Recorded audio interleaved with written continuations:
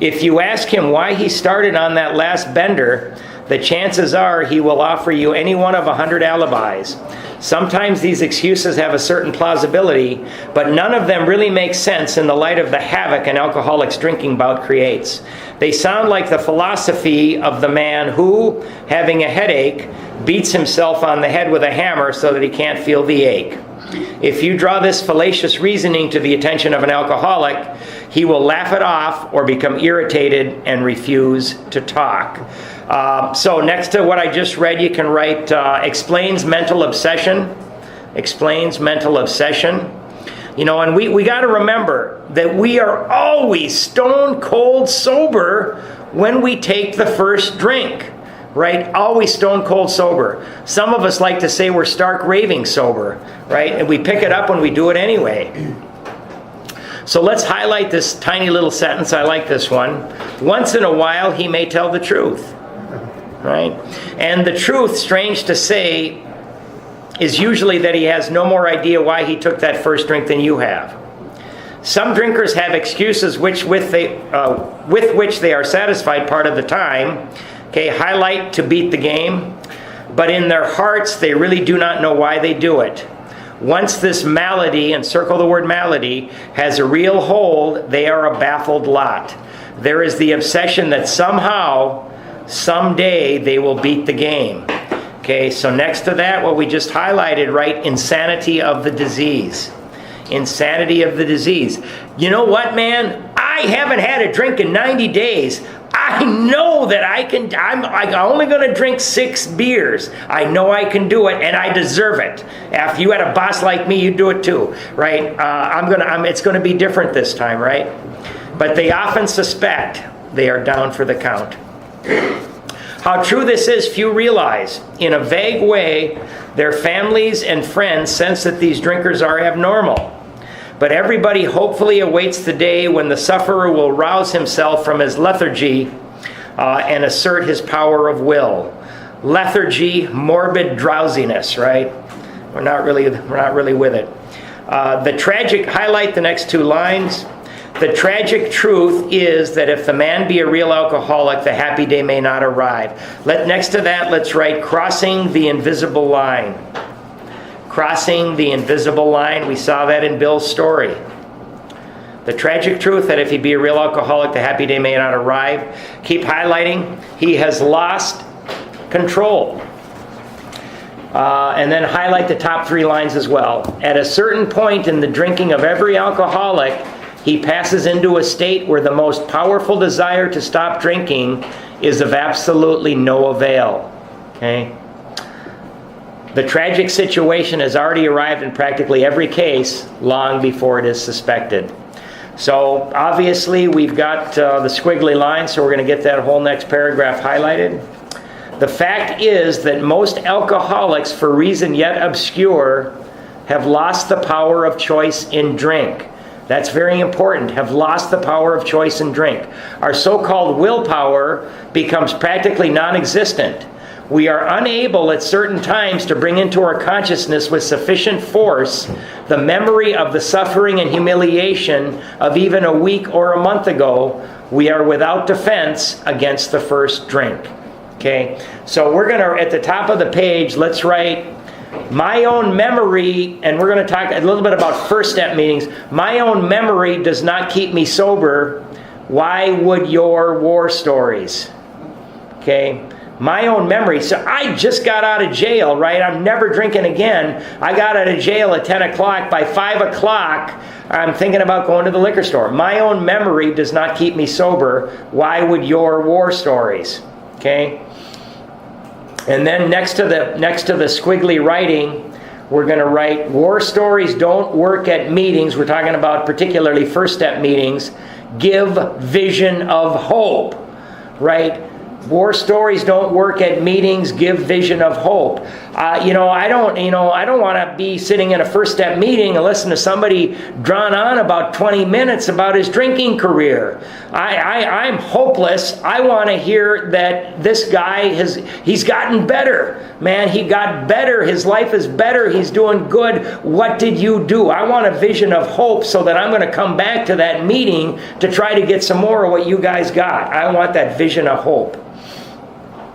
The almost certain consequences that follow taking even a glass of beer do not crowd into the mind to deter us. If these thoughts occur, they are hazy and readily supplanted, underline, with the old threadbare idea that this time we shall handle ourselves like other people. Just that little bit right there. And next to that, we're going to write, we can't. We can't. There is a complete failure of the kind of defense that keeps from putting his hand on a hot stove, right? When I was, I must have been about 5 years old. I was maybe 4. I was running around the basement with a 10-pound barbell, weight from the barbell, running around. Look at me! Look at me! Look at me! And I dropped it on the crown of my foot and snapped my foot in half, right? And they took me to the hospital. That hurt me more than anything had ever hurt me up to that point.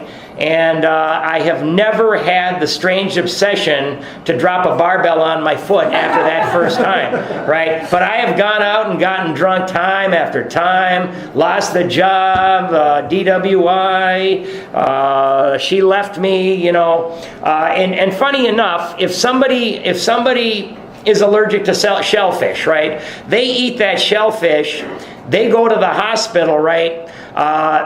They get out of the hospital. That hospital made them into a winner because they will never, ever eat shellfish again. But over in the other wing, there's me that went in there and going through detox, right? But I get out of there, and 2 days later, I'm doing the same thing over again, right? So we are a baffled lot.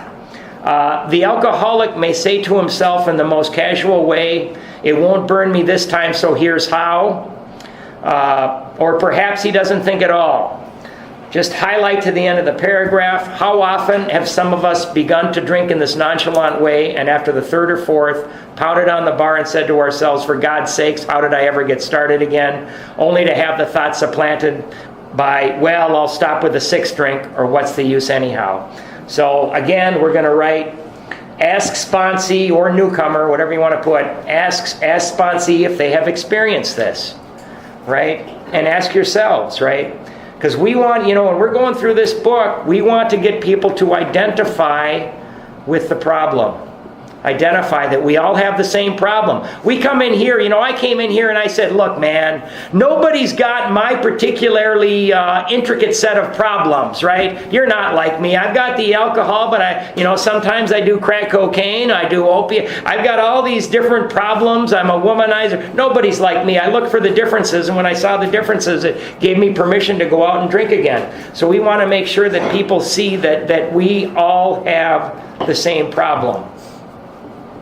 When this sort of thinking is fully established in an individual, underlined to the word insane, with alcoholic tendencies, he has probably placed himself beyond human aid, and unless locked up, may die or go permanently insane. So highlight those 3 lines and then underline beyond human aid, and then draw a little arrow out to the side and write fellowship made of humans. Right? I tried for years going to meetings and hoping against hope that something would rub off on me, right? And I was able to stay sober for long periods of time, for months, but I always drank again because it didn't rub off on me. Unless locked up, may die or go permanently insane. At the bottom of the page, let's write need psychic change. Need psychic change, and we'll talk a little bit about that coming up. We need a psychic change. These stark and ugly facts have been confirmed by legions of alcoholics throughout history. But for the grace of God, there would have been thousands more convincing demonstrations. Highlight so many so many want to stop but cannot. Highlight that little line, and then after it in parentheses write not willing. Not willing. I've got somebody at work right now. I don't know. He's probably going to get fired. I gotta stop for my family. I gotta stop for this, but he's not willing to do what's necessary. Right? Some of us got to get beat up. Highlight, there is a solution. Almost none of us like the self-searching, the leveling of our pride. Next to that, write 4. These are the steps. Okay, almost none of us like the self-searching, the leveling of our pride. That's step 4. The confession of our shortcomings. Next to that, write step 5. Which the process requires, underline requires. So you know what? It might be a suggested program, but we're getting all kinds of musts and requirements here. Which the process requires for its successful consummation. Above successful consummation, write 8 and 9. Steps 8 and 9.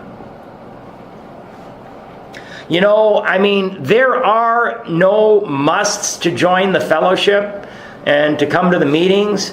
But if you want to practice the program of recovery, there are quite a few requirements and quite a few musts.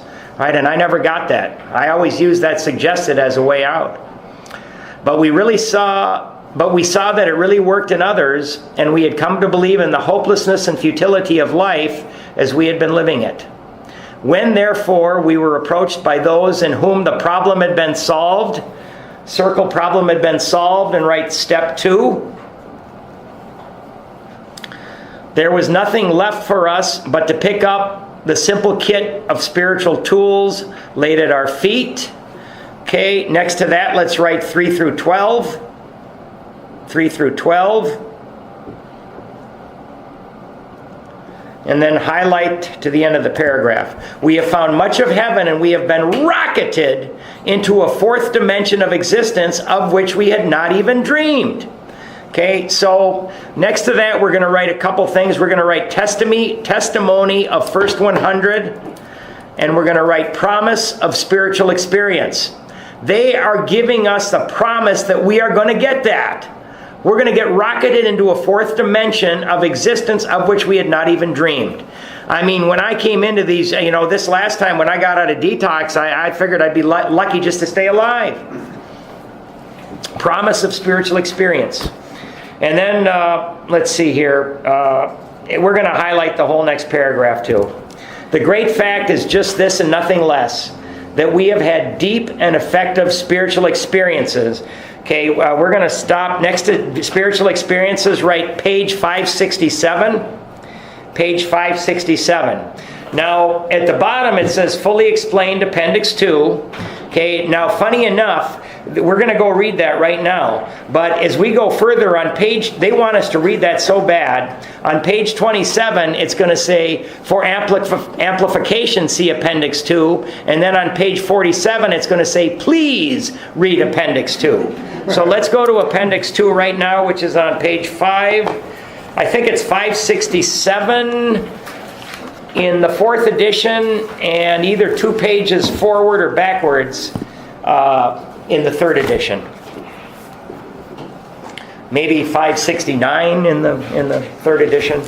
So, all right. So we're on Appendix 2, Spiritual Experience. At the top of the page, is everybody there? 567. One more. Sorry. There you go. There you are. Okay.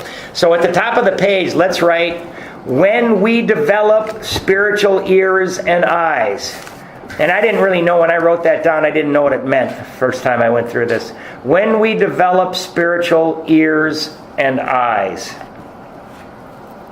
And then we're going to write spiritual experience, arrow, suddenly and quickly.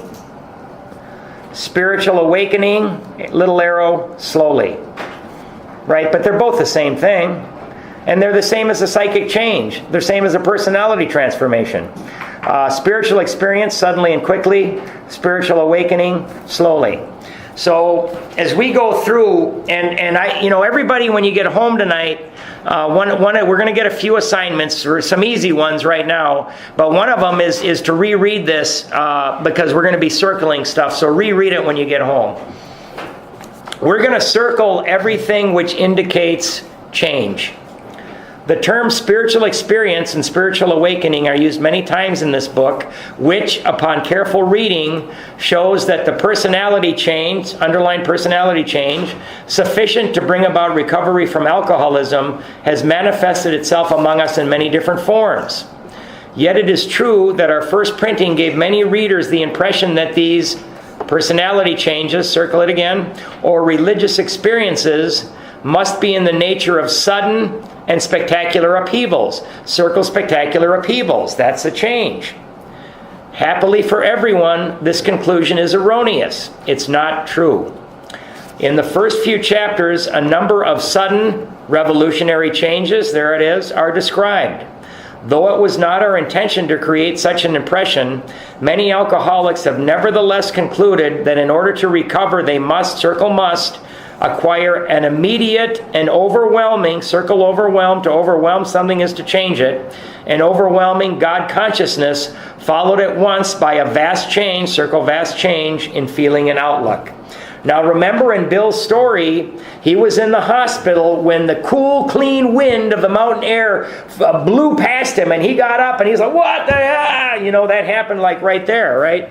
So a lot of people were writing into the office and they're going, Bill, we're not having the same experience that you had. What are we doing wrong?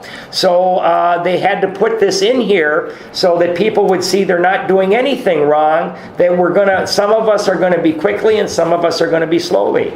Upon our rapidly growing membership, thousands of alcoholics, such transformations, circle that, transformations, though frequent, are by no means the rule.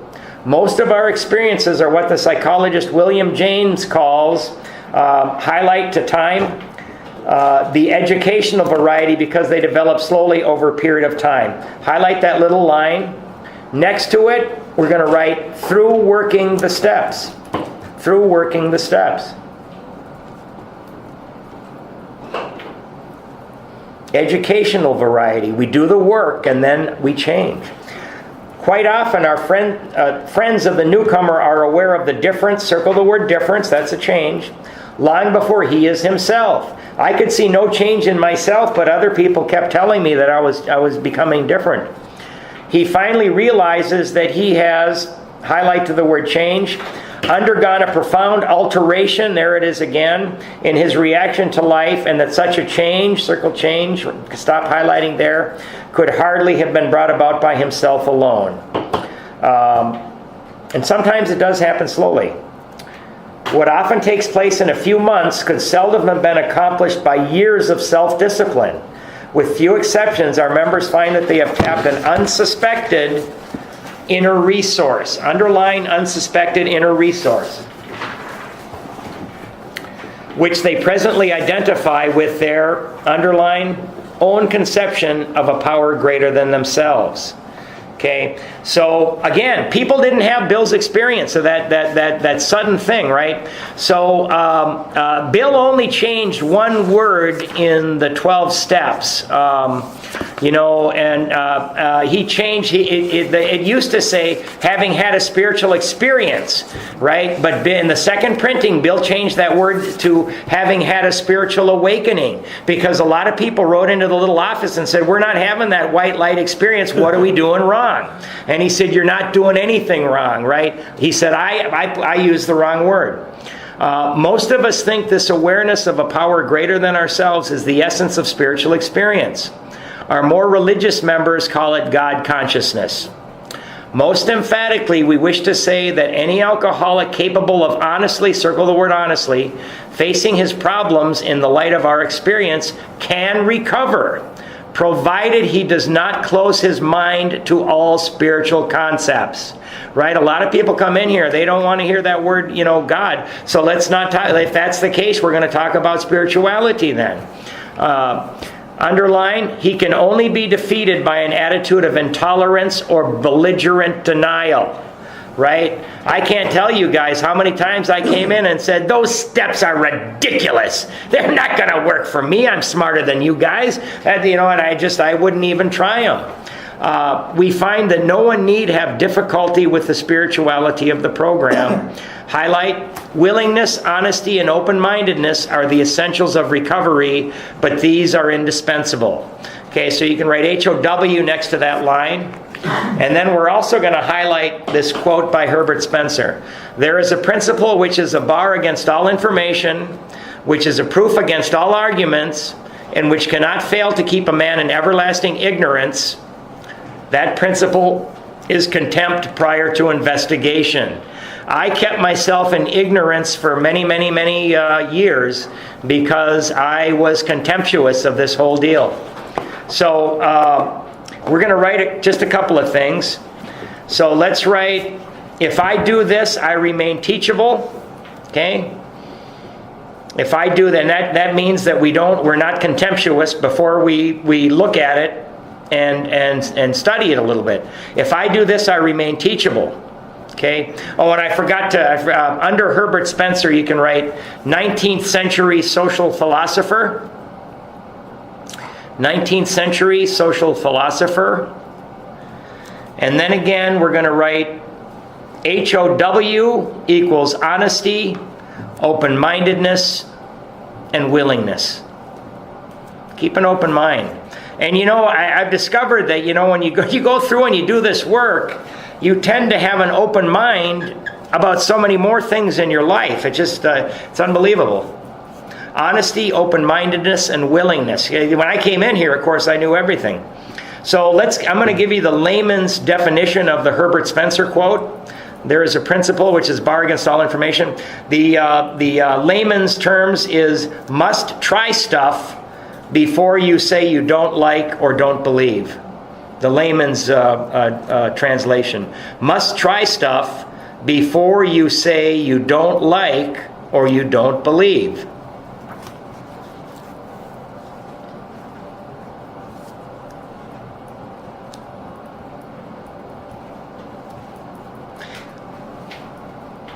And you don't need to write any of this down, but I'm just going to read some here. When we come here, we are restless, irritable, and discontented, full of guilt, shame, and remorse, running only on selfishness and self-centeredness.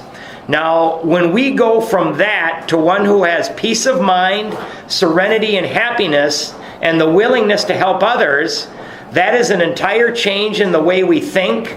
That's a spiritual experience, a spiritual awakening, a personality change sufficient to recover from alcoholism. And that's what Dr. Silkworth called a psychic change. That's what he saw in Bill and he saw in the pioneers. So let's go back one page and we're going to write something. If you got a 4th edition, there's a little space on 566. Or somewhere in there, just write, when we wake up spiritually, we are no longer thirsty. When we wake up spiritually, we are no longer thirsty. Right? Spiritually awakened people don't want to drink. Crazy concept. When we wake up spiritually, we are no longer thirsty. Okay, so let's go back to, I put a marker in, where is it? There it is. Back to page 25. Okay, so we highlighted that whole paragraph there, and I'm going to start reading from the top again. The great fact is just this and nothing less, that we have had deep and effective spiritual experiences which have revolutionized our whole attitude toward life, not just drinking, our whole attitude toward life, toward our fellows, and toward God's universe. The central fact of our lives today is the absolute certainty that our Creator has entered into our hearts and lives in a way which is indeed miraculous. He has commenced to accomplish those things for us which we could never do by ourselves. If you are as seriously alcoholic as we were, we believe there is, underline, no middle-of-the-road solution. Then off to the right, write no half measures. Right? No middle-of-the-road solutions. It says half measures availed us nothing. It doesn't say half measures kept us sober for a year. It says half measures availed us nothing. We were in a position where life was becoming impossible, and if we had passed into the region from which there is underlined at the end of the page. No return through human aid. We had but two alternatives. One was to go on to the bitter end, blotting out the consciousness of our intolerable situation as best we could. So next to that, we're going to write step 1, remain powerless. That's door number 1. Step 1, remain powerless. One was to go on to the bitter end, blotting out the consciousness of our intolerable situation as best we could. And the other, okay, so that's 1, and write 2 by the other one. The other, highlight to accept spiritual help. That's step 2. That's step 2. Next to the step 1, remain powerless, we can also write insanity, death, prison. Insanity, death, prison. Blotting out the consciousness of our intolerable situation as best we could.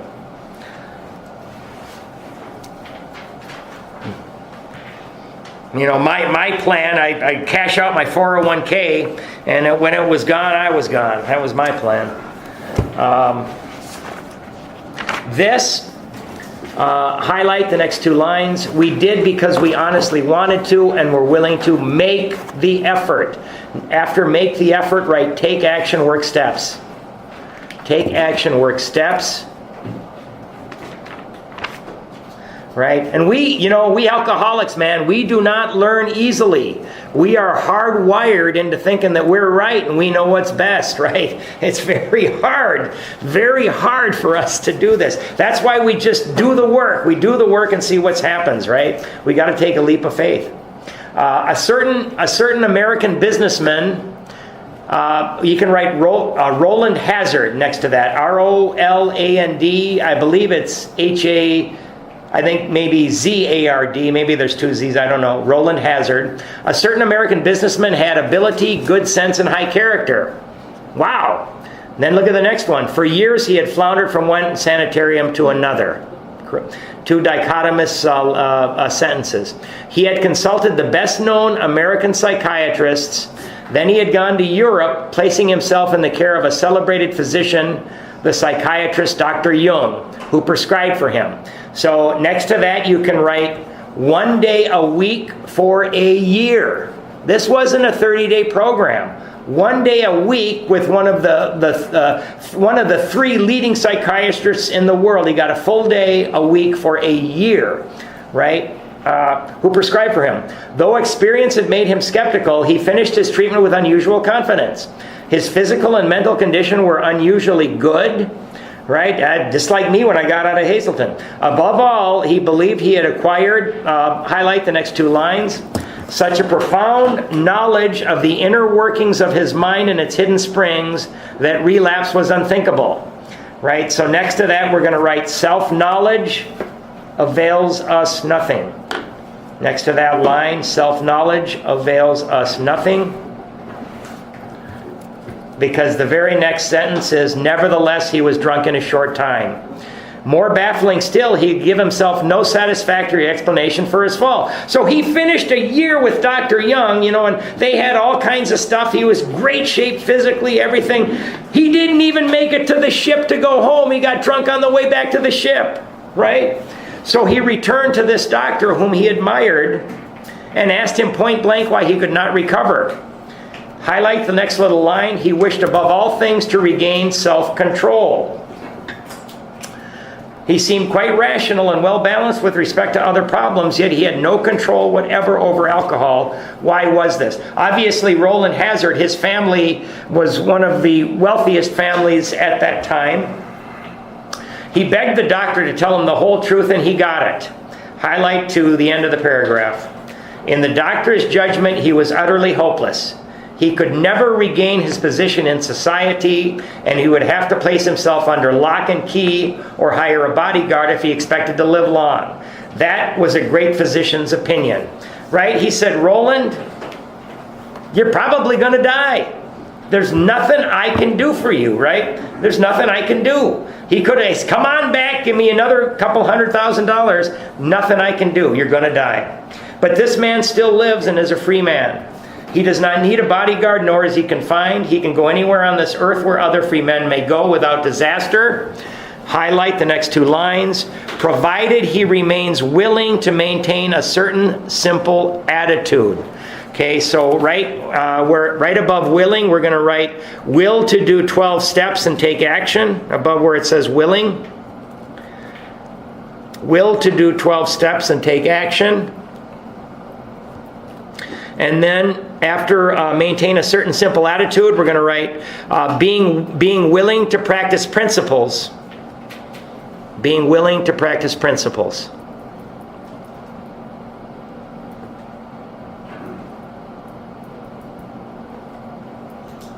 Some of our alcoholic readers may think they can do without spiritual help.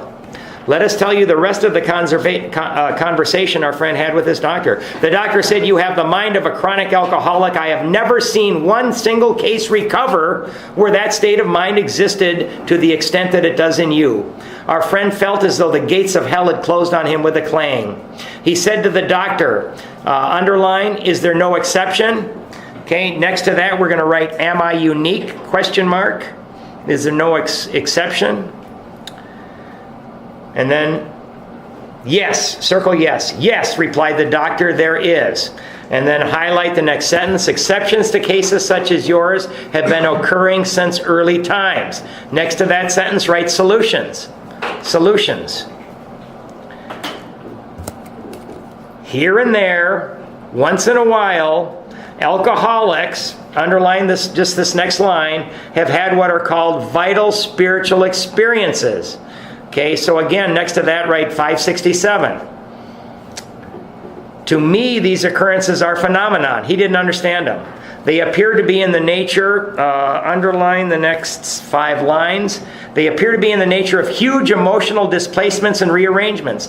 Ideas, emotions, and attitudes, which were once the guiding forces of the lives of these men, are suddenly cast to one side, and a completely new set of conceptions and motives begin to dominate them. Okay? Again, actions first, mind will follow. Actions first, mind will follow. In fact, I have been trying to produce some such emotional rearrangement within you. With many individuals, the methods which I employed are successful, underline, but I have never been successful with an alcoholic of your description. Okay, so after that, highlight that, and after it, write hopeless. Hopeless. Right? And there it again. Again, it says, for amplification, see Appendix 2. Okay? Upon hearing this, our friend was somewhat relieved, for he reflected that after all, he was a good church member. This hope, however, was destroyed by the doctors telling him, underlined at the end of the page, that while his religious convictions were very good, in his case, they did not spell the necessary vital spiritual experience. I know a guy, he says, trying to sponsor priests is even worse than sponsoring alcohol counselors. Okay, so we're going to write something at the bottom of the page. We're going to write, must have relationship with a higher power. Must have a relationship with a higher power. Then draw a little arrow and write the word effort. It's going to take effort. Must have a relationship with a higher power, little arrow, effort. And then we're going to write knowledge of God does not mean relationship. Must have a relationship with a higher power, arrow, effort. Knowledge of God does not mean relationship. I believe. Right? We need some help. Must have a relationship with a higher power. Knowledge of God does not mean relationship. So, yeah, Roland's getting, you're going to die, buddy. Here was the terrible dilemma in which our friend found himself when he had the extraordinary experience, which, as we have already told you, made him a free man.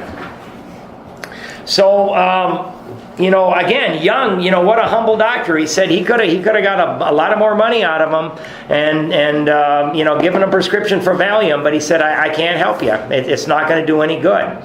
Now, he did tell him about these spiritual experiences for him. There were 3 great psychiatrists in the world at that time. Sigmund Freud, Alfred Adler, and Jung. And Adler and Jung were students of Freud. And Jung had broken with Adler and Freud on one thing and one thing only. Carl Jung thought people could be helped by spirituality and spiritual experiences. Adler and Freud said, no, the only thing, every solution can only be found in the mind itself, right? So, thank God he went to Freud first, and Freud was too busy. He went to Adler. Adler wasn't taking patients. Thank God he went to Carl Jung first. Otherwise, we'd be sitting around here, if we were here at all, we'd be saying, if Mama hadn't put me on the toilet sideways, I wouldn't be an alcoholic, right? We'd be analyzing how other people screwed us up. So no, we're gonna get spirituality. So he said, go find a spiritual experience is the only thing you can do. And somehow Roland Hazard got hooked up with the Oxford group. We in turn sought the same escape with all the desperation of drowning men. If we're dying of alcoholism, we have got to seek this with the desperation of a drowning man. Highlight to the end of the paragraph. What seemed at first a flimsy reed has proved to be the loving and powerful hand of God. A new life has been given us, or if you prefer, a design for living that really works.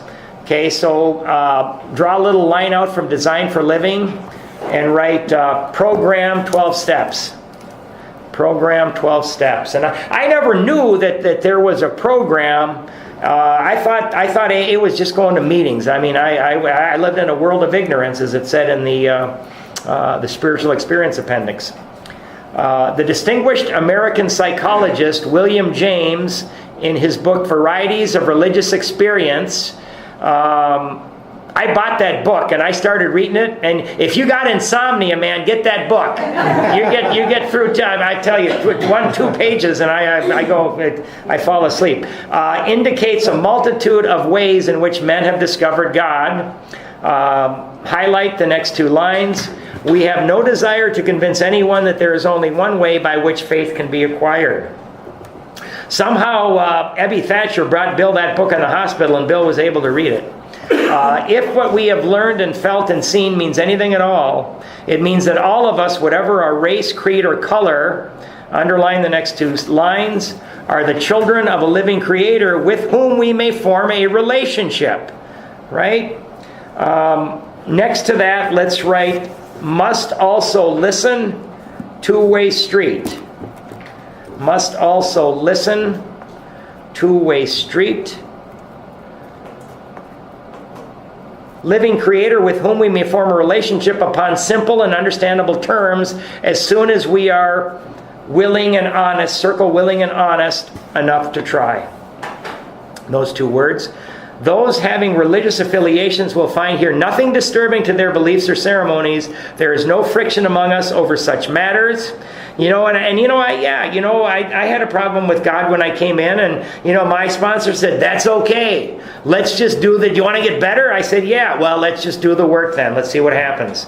And so that's what we tell people that say that's okay, that you don't like God, you don't believe, whatever. Let's just do the work and see what happens. We think it no concern of ours what religious bodies our members identify themselves with as individuals. Underline the next 2.5 lines. This should be an entirely personal affair with each one decides for himself in the light of past associations or his present choice. Okay, next to this we're going to write, don't care who God is. Don't care who God is. Care that God is. Don't care who God is. Care that God is. And it's any conception you like. Not all of us join religious bodies, but most of us favor such memberships. In the following chapter, there appears an explanation of alcoholism as we understand it, then a chapter addressed to the agnostic. Many who were once in this class are now among our members. Surprisingly enough, we find such convictions no great obstacles to a spiritual experience. Further on, underline, clear-cut directions are given showing how we recovered. Just that little bit right there, and we're going to write 12 steps. 12 steps. These are followed by 42 personal experiences. So,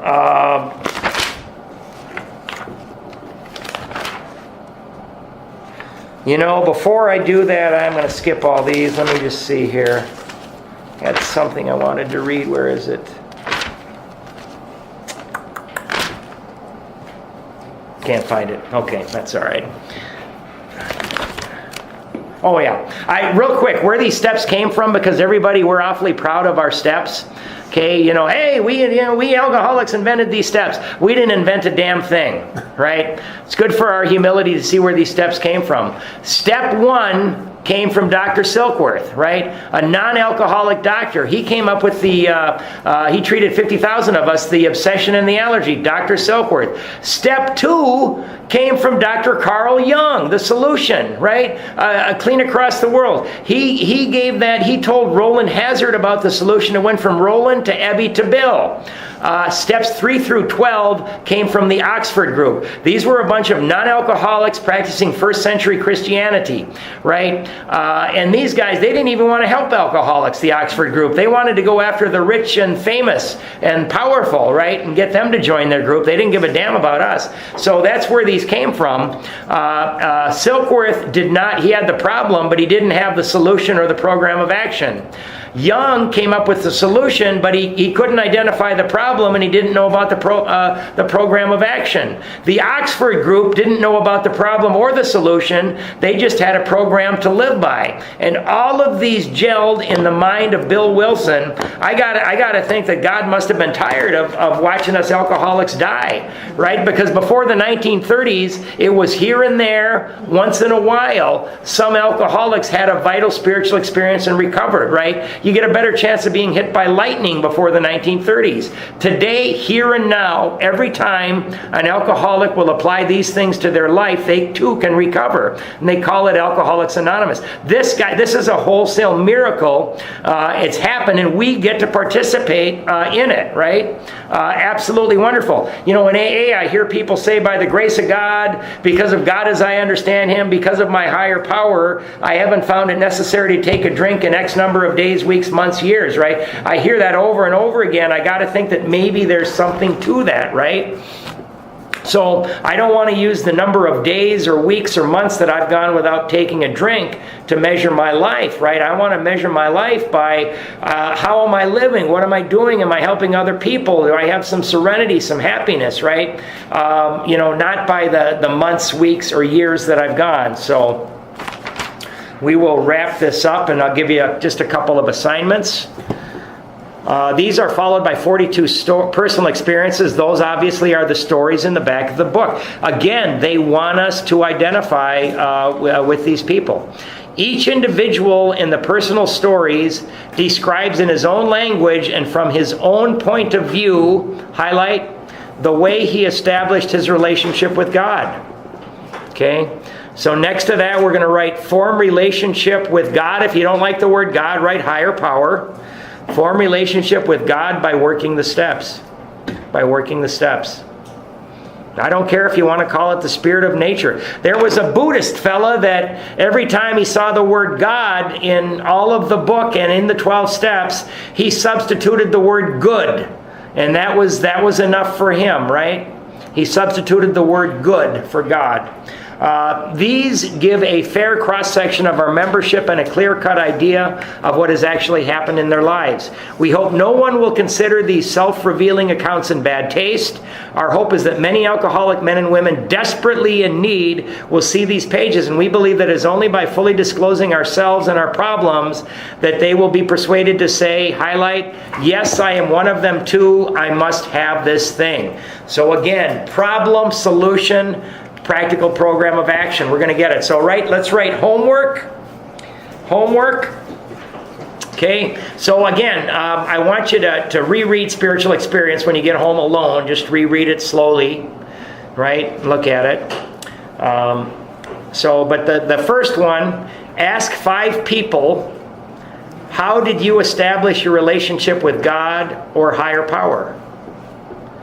So they can be people in AA. I asked a guy I worked with who was a holy roller, goes to church all the time. I asked my sister, and then I asked 3 people in AA. Ask 5 people, how did you establish your relationship with God, in parentheses, or your higher power? Number 2, Okay, this one. Number 2, I want you to write out, take a sheet of paper like this. On one side, write God is. On the other, write God isn't. Draw a line between it. And then just write what you think God is, and then write what you think God isn't. Okay, so do the God is, God isn't on each side of the page there. So we got ask 5 people, how did you establish your relationship with God? Do the God is, God isn't. And then number 3, let's write 5 things you're grateful for in the last week. 5 things you're grateful for in the last week. And it seems corny, but you know what, man? When I asked everybody, how did you establish a relationship with God? They were very, very happy to tell me. I guess that's it. We're going to end with the 3rd step prayer.